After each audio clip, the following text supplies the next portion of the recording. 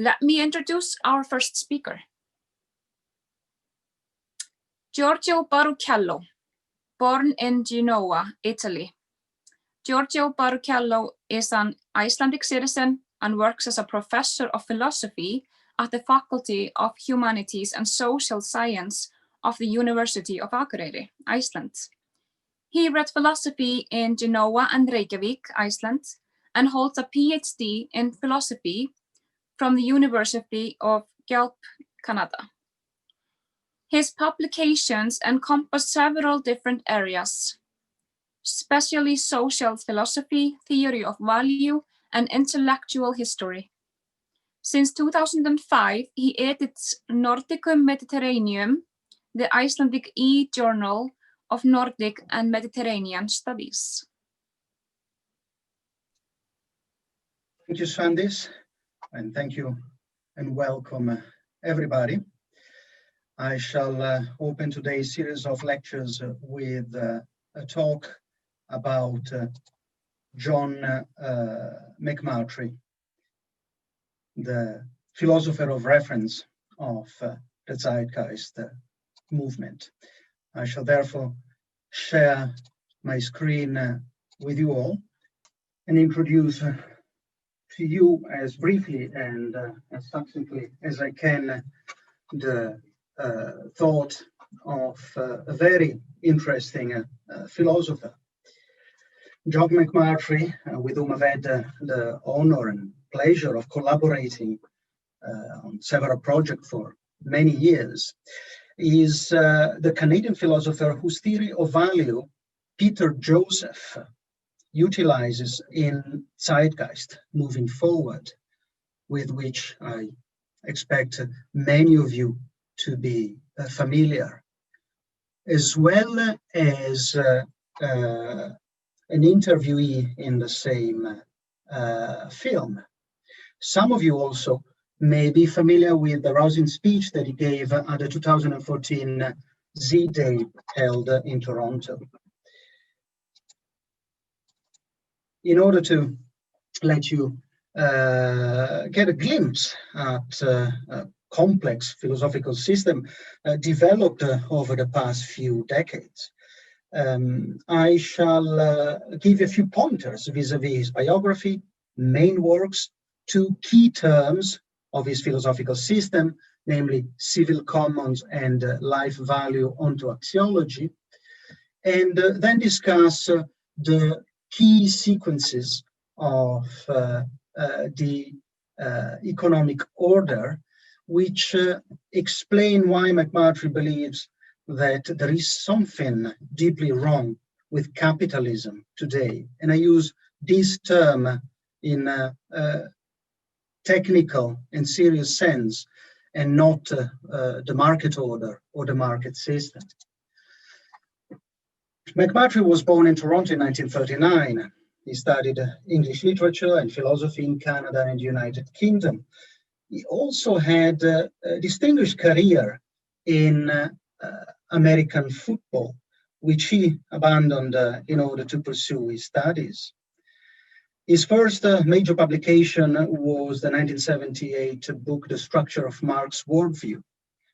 But McMurtry eventually abandoned the Marxian cohort because he found Marxism conceptually unequipped to deal with environmental issues, which in his view were becoming the most important issues of our age, which he deals extensively with in his most famous book, The Cancer Stage of Capitalism, the first edition of which was published in 1999, and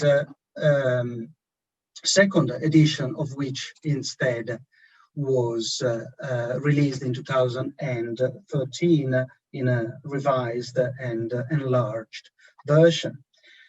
This book has already been translated into Spanish, Portuguese, Japanese, and Italian. Also, McMurtry served as honorary team editor for UNESCO's Encyclopedia of Life Support Systems in the first decade of the new century. And this encyclopedia is to date the largest online repository of information on sustainable development. As regards the first notion that I am to tackle to give you this brief introduction to McMurtry's philosophy, let us look at civil commons, which is the concept developed by McMurtry in the 1990s that has spread the most in today's human, social, and medical sciences.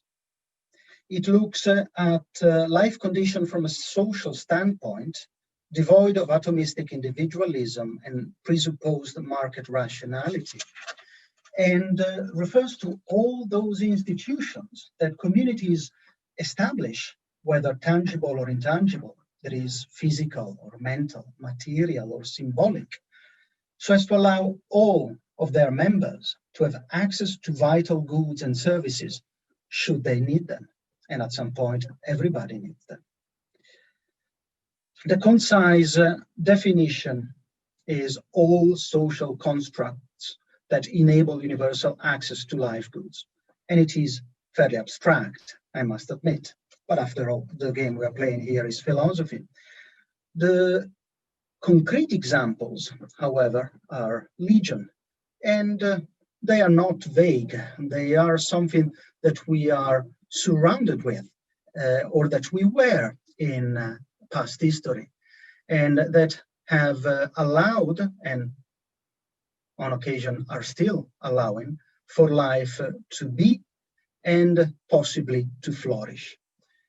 They range from the nature of language, the air we breathe, the common fire, universal health plans, and the World Wide Web, to clean water, the Tao of Oriental philosophy, community fish habitats, public broadcasting, and so on. As regards the second key term or key notion, that is life value onto axiology. I admit it is not the catchiest phrase, but it is nonetheless the name of McMurtry theory of value, which Peter Joseph adopts and utilizes in Zeitgeist moving forward. This theory of value acknowledges life as the fundamental precondition for all that is of value, hence that which has supreme value above all else. Life being understood as three main planes of being, or ontological planes, as we would say in the jargon of philosophy, namely thought, that is cognitive activities such as memory and understanding, felt being, that is the infinite inner domain of personal experience, and biological motility, that is environmental and physical well-being. In essence, by developing this theory of value, McMurtry accomplishes a traditional goal of philosophy, namely distinguishing good from bad. And all that is good is said to promote, in one way or another, knowledge and understanding, emotional well-being and openness to experience, or health and the environmental conditions that facilitate the acquisition and or the maintenance of health. Focusing on life, its modes of being, its preconditions and ranges, is what allows McMurtry to get an insight in what is troubling with today's economic systems. And in order for us to enter and grasp what McMurtry is saying, we have to take a step back and look at the first two formulas on this slide. You can see at the very top dollar sign between two C's. That is what a pre-capitalist economy looks like, where a commodity is used in order to acquire money that is then used in turn in order to acquire another commodity. So I go to the market with my cows that I intend to sell so as to raise the money needed for me to put a roof over my head and the head of my family. Underneath, however, we have $2 signs and a C in between. This is what a capitalist economy looks like. So I invest money into a roof over my head, not as a home for me and my family, but rather as a piece of real estate, which I intend to sell later at a profit. These two formulae are not McMurtry's. They actually come from Das Kapital, Marx's most famous work. What is originally McMurtry's that he started looking at commodities and realizing that vis-a-vis life, understood as thought, felt being, and biological motility, not all commodities are the same.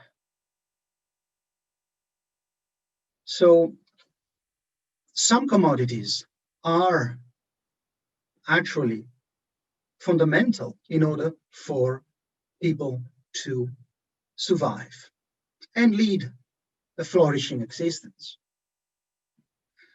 MOL stands for means of life. Bread, water, sanitation, healthcare when ill, clothes, especially in a place like Iceland. These are all means of life. However, there are other commodities that are destructive of life, DOL, and that are utilized in a capitalist economy for the sake of making profits. They can be as innocent looking and appealing as fat-laden cookies. They can be addictive cigarettes, or they can be armaments and weapons which are specifically designed to end human life. The third sequence at the very bottom of the slide indicates instead the most common form of trade. These days, and over the past 30 or 40 years, namely since Margaret Thatcher and Ronald Reagan launched the process of liberalization of the world's finance and its deregulation. And it indicates a succession of investments of money into money, money taking many forms, such as bank or corporate obligations, shares, stocks, credit default swaps, and so on. Theoretically, in theory, this kind of trade is in principle disconnected from any life concern, from any life condition, unlike a means of life and commodities that are destructive of life. However, in practice, these pyramid of demands for revenue that pile up one upon the other put more and more pressure on the living conditions of the planet, so that more money gets squeezed out of the proverbial turnips, such as workers. And so factories, for example, are moved from Western Europe to countries where labor is cheaper and health and safety regulations are not as stringent. Or the fish stocks of the planet and the forests of the planet get destroyed in order to generate more and more profits. Indeed, it's not just fish stocks or forests and workers that get transformed into means of profit at some point, whether it is at the level of extraction, transformation, transportation, consumption, or disposal. All is targeted as a means of making profits. This is the meaning of the formula at the top of our final slide.